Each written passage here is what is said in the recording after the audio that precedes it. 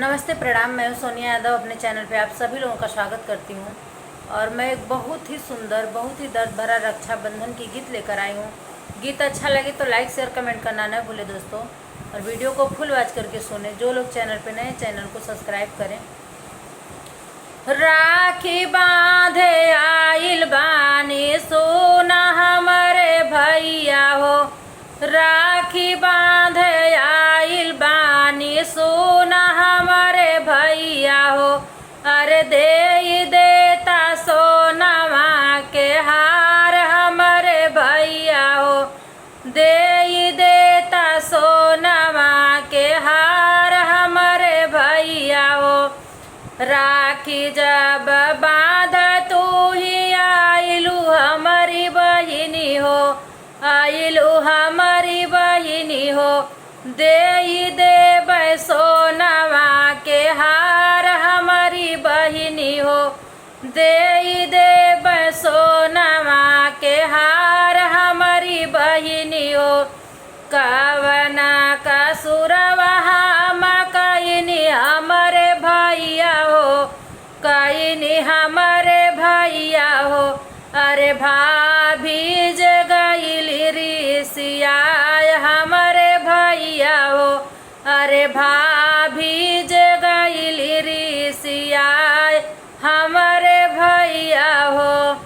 माई जैसे मानत रहली तुहा के हमारी बहिनी हो, तुहा के हमारी बहिनी हो।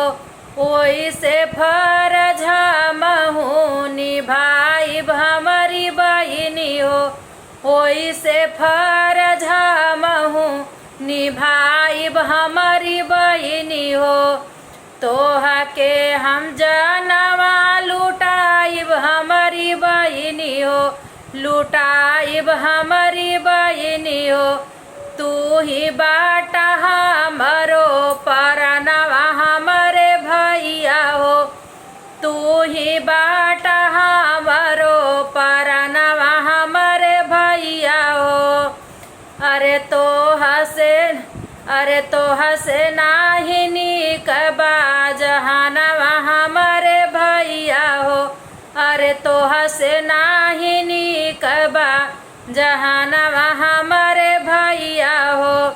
अरे तो हसे नाही नीक बा जहानवा हमारे भैया हो। अरे तोहरा पर बसल बा परनवा हमारे भैया हो, अरे तोहरा पर बसल बा परनवा हमारे भैया हो। देव तोह के ये तना दुलारवा हमारी बहिनी हो, दुलारवा हमारी बहिनी हो। बनल रहे नैहर तोहार ससुरवा हमारी बहिनी हो, बनल रहे नैहर तोहार ससुरवा हमारी बहिनी हो, बनल रहे नैहर तोहार ससुरवा हमारी बहिनी हो।